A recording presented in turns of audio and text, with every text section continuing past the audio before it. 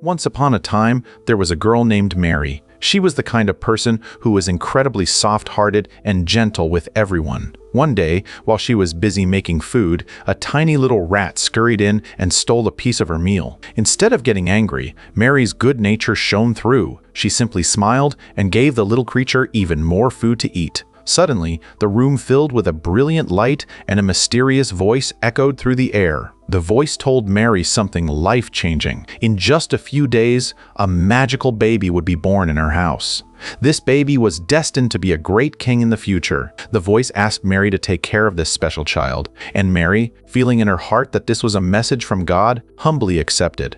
The bright light then drifted up toward the sky and transformed into a magnificent, shining star. The little rat saw all of this happen. It ran off to tell its friends, and soon animals everywhere were looking up at that bright star, feeling a sense of pure joy. Nearby, there lived a young donkey named Bo. Bo spent his days working hard with his father, but he had big dreams. He looked at the bright star and told his father, "That star is going to change my luck. It's going to lead me to something great." But his father was a realist. He told Bo to stop dreaming and just focus on the hard work in front of him. Just then, Bo's friend, a little bird, flew in with exciting news. A royal ride was passing through today. Bo's heart raced. He told his father, "See? The star is already working." But his father insisted, "Don't fill your head with those dreams." Bo didn't listen. He watched the royal procession pass by and tried every trick in the book to break free from his ropes. In the chaos, he made a huge mess of the shed. When his owner saw the destruction, he tied Bo up even tighter. Even then, Bo whispered to himself, "I won't be here long. I'm going to get out." 6 months passed, and Bo was still tied up.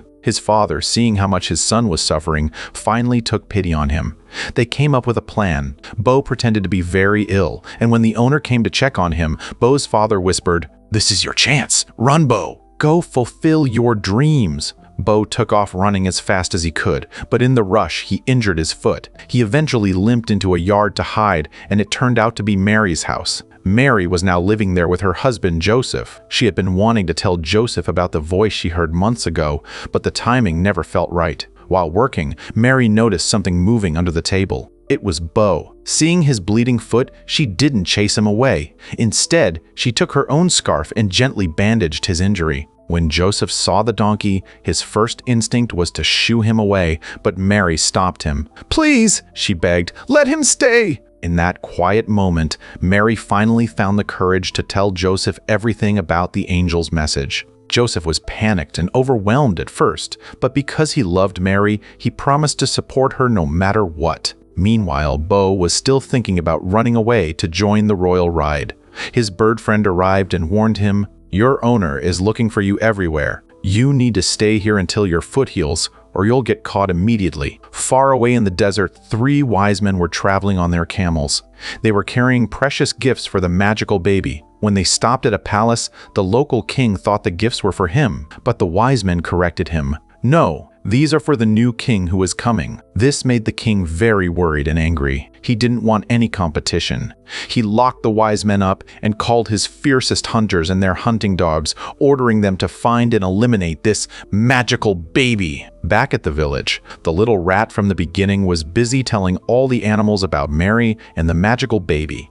Unfortunately, the hunters arrived. One of the mean hunting dogs cornered the rat and forced it to tell them where the baby would be. The hunters then set off toward Mary's house. At the house, Bo was actually starting to enjoy himself until he saw Joseph bringing out a cart. Joseph was planning to tie Bo to it so they could travel to the city. Bo's bird friend chirped, "If you get hitched to that cart, you'll definitely miss the royal ride." Bo resisted and struggled so much that Joseph got frustrated.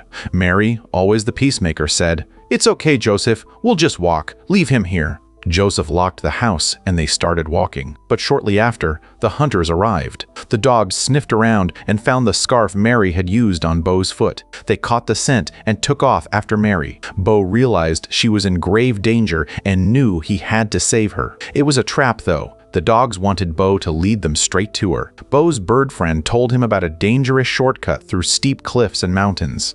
On the way, they met a sheep named Ruth. Ruth was also searching for the magical baby and following the star. When Bo told her about the hunters, Ruth decided to join them to help. Meanwhile, the wise men's camels overheard the wicked king's plan. The king had released the wise men, but only so he could follow them straight to the baby. The camels knew they had to find a way to warn the new king. Bo and Ruth finally caught up to Mary and Joseph. Bo tried his best to warn them, but they didn't understand what he was trying to say. As they reached a crowded festival in the city, the hunters appeared. Bo tried to guide Mary through the crowds to hide her. In a moment of desperation to protect her, Bo accidentally broke the hitch on Joseph's cart. The cart went rolling into the festival, causing massive destruction and knocking the hunter into a well. The hunting dogs were tied up and couldn't help their master. Because of all the chaos Bo caused, the townspeople were furious. Joseph was so angry and embarrassed that he snapped at Mary. Feeling like a failure, Bo decided to leave. He felt he had caused too much trouble. He and his bird friend headed off to finally find the royal ride. As Bo walked away, he saw the royal ride in the distance. His dream was right there. But then, the bandage on his foot fell off. He looked at it and remembered Mary's kindness. He realized he couldn't leave her when she was in danger. He told his bird friend, "You go. I have to go back to Mary." But the bird replied, "We're a team. I'm coming with you." They hurried back. On the road, Joseph and Mary's cart had broken down. Joseph, stressed and tired, took his anger out on Mary again. Mary, hurt, walked ahead on her own. Joseph immediately felt terrible. Just then, Bo arrived and nudged Joseph, encouraging him to go make things right. Joseph apologized to Mary and they reconciled. Mary climbed onto Bo's back and they continued toward the city. When they arrived, every inn was full. To make matters worse, Bo's old owner spotted him and dragged him away to a farm. Joseph was frantic, searching for a place for Mary to rest while also losing Bo. At the farm, the other animals told Bo, "Look at the star! It's shining right over us! The baby is going to be born here!" They helped Bo break free just as he saw the hunters arriving.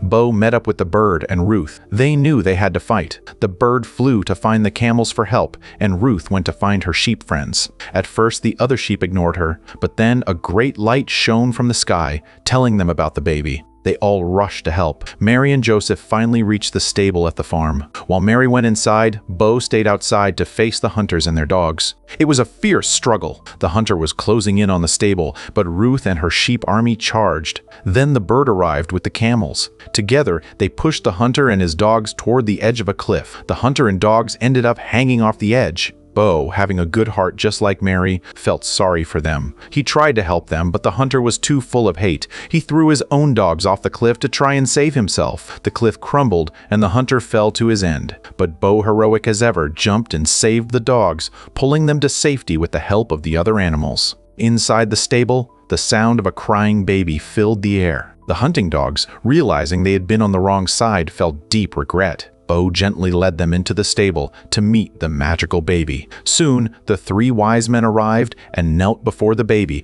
offering their gold and treasures to the new king. As the celebration quieted down, Bo turned to leave, thinking his job was done. But Mary and Joseph called out to him. They didn't want him to go. They wanted him to be part of their family forever. And so, Bo finally found the royal ride he was always meant to be a part of.